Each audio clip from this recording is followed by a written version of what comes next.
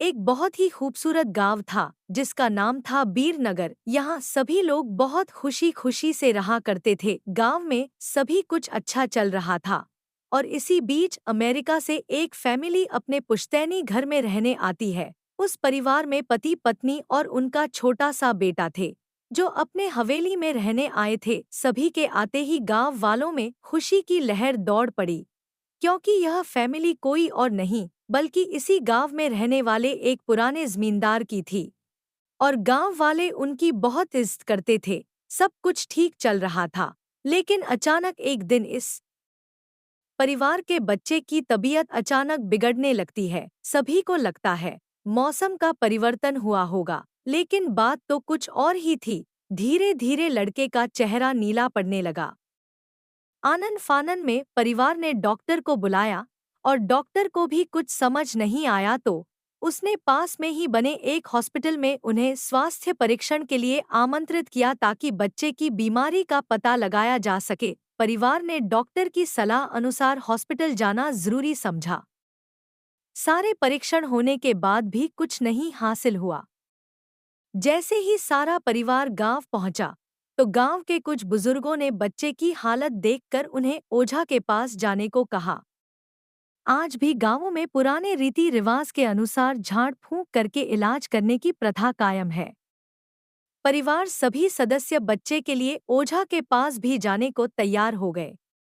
गांव के पास ही पहाड़ी में एक बाबा रहते थे जो कि काली विद्या में भी माहिर थे।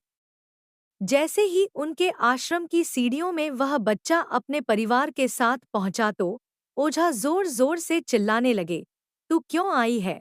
इतने बरसों के बाद भी तेरा बदला शांत नहीं हुआ। यह सब सुनकर बच्चे के माता पिता और गांव वाले दहशत में आ गए। उन्हें समझ नहीं आया कि बाबा को इतना क्रोध क्यों आ रहा है, जबकि उन्हें अभी तक कोई बात बताई नहीं गई। लेकिन बाबा तो काली माया में पारंगत थे। इस वजह से उन्हें रूहानी ताकतों को पहचानना आता था। सभी लोगों ने आश्रम में प्रवेश किया, लेकिन बाबा ने केवल उस बच्चे को पास आने को कहा। बच्चे की हालत बहुत ही खराब थी। उसकी आंखें लाल हो चुकी थी, उसका शरीर नीला दिखाई पड़ रहा था और उसके शरीर का तापमान आम बुखार से कहीं ज्यादा था। ओझा ने विभूति उठाकर के बच्चे के मुंह पर फेंका। बच्चा जमीन पर लेट गया और जोर जोर से हाथ पैर हिलाने लगा। किसी को कुछ नहीं समझा रहा था कि बाबा की विभूति से क्या चमत्कार हुआ कि बच्चा अपने आप जमीन पर लेटकर ऐसी हरकतें करने लगा। तभी अचानक बच्चा अपने पैर की उंगलियों के बल खड़ा हो जाता है और बहुत ही खूंखार औरत की आवाज में ओझा को उसके पुराने नाम से बुलाया, अरे वो प्रेमनाथ, मैं तुझे नष्ट कर दूंगी। लड़के का ऐसा स्वर सुनकर उसके माँ बाप घबरा गए। लड़के को इस अवस्था में देखकर उन्हें कुछ समझ नहीं आ रहा था कि ऐसा क्यों हो रहा है। तभी ओझा ने एक मंत्र पढ़कर बच्चे को अपने काबू में किया।